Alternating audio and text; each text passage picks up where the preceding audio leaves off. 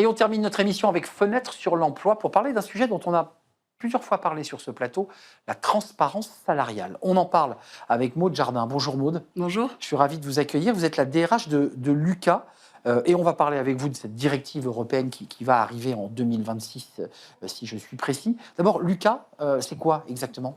Alors Lucas, c'est une plateforme de logiciels SaaS qui vise à alléger le quotidien des collaborateurs en entreprise. Donc tout ce qui est gestion des congés, gestion du temps de travail, des entretiens, de la formation, voilà.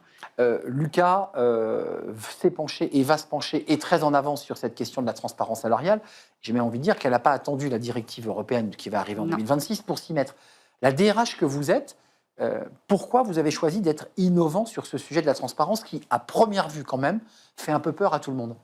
Alors, il faut savoir que la transparence chez Lucas, c'est depuis 2002, depuis la création de l'entreprise. Ça fait vraiment partie de nos valeurs clés, mais pas seulement sur les salaires, mais surtout les décisions stratégiques sont complètement transparentes, les roadmaps produits. On part du principe que tout par défaut est transparent. Ça responsabilise énormément les collaborateurs, ça permet d'être plus rigoureux dans nos process, nos pratiques, etc. Et notamment, donc, nos salaires sont transparents. À la fois les grilles de salaire, donc le rationnel derrière les augmentations, les promotions, mais aussi les salaires individuels. C'est-à-dire voilà, donc en tant que collaborateur, collaboratrice, je peux aller voir sur notre outil le salaire de mes pairs, l'historique des promotions, quel que soit le niveau hiérarchique. Donc je peux aussi aller voir le salaire de mon CEO, de mon PDG. Et inversement, les collaborateurs peuvent aller voir le salaire de Maude Jardin. Tout le monde, tout est accessible. Transparence, là, totale. Ouais, parce que la directive est beaucoup plus en retrait. Oui. C'est plus complexe. Et même l'accès à l'information, d'ailleurs, est un vrai sujet. C'est-à-dire que je vais sur un outil, et juste un détail, la DRH que vous êtes, est-ce que les salariés sont sensibles et sont curieux ? Est-ce que vous avez des indicateurs qui montrent que les collaborateurs vont vraiment voir les salaires du voisin, du collègue de bureau, de la DRH et du PDG, ou alors ça ne les intéresse pas ? Alors si, ils y vont. C'est hyper intéressant pour eux, notamment en termes de projection de carrière. On a énormément de mobilité interne chez Lucas, donc ils sont obligés d'aller voir les grilles. On a un outil qui permet très bien de voir les fourchettes salariales en fonction des métiers, etc. Donc c'est un excellent outil pour eux, pour pouvoir se positionner, envisager la suite. Mais contrairement à la culture traditionnelle des entreprises françaises, très patriarcale, où on cache les salaires, on ne parle pas d'argent, vous faites exactement l'inverse. Qu'est-ce que ça produit au sein de l'entreprise ? Alors, plusieurs choses. Donc, comme je vous le disais déjà, ça augmente le sentiment de confiance et ça responsabilise les collaborateurs. Bien sûr. Voilà, ils ont accès à toute l'information. Donc, ils sont invités à le regarder avec un esprit critique, à faire part de leur avis. On a une culture du débat chez Lucas qui est très forte. Le speak your mind, dis ce que tu penses, est très présent.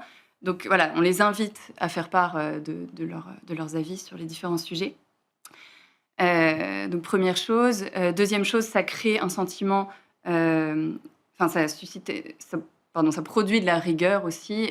Du coup, les équipes RH font très attention dans la gestion des salaires, puisqu'ils savent que tout peut être vu par les collaborateurs. Et puis, ça réduit énormément les écarts. Égalité femmes-hommes. Égalité femmes-hommes. Ça réduit les discriminations, ça favorise l'équité.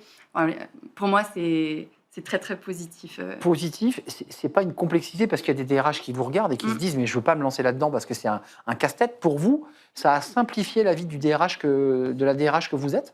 Alors, ça crée un climat de confiance plus serein, déjà, donc ce qui est positif pour l'équipe RH.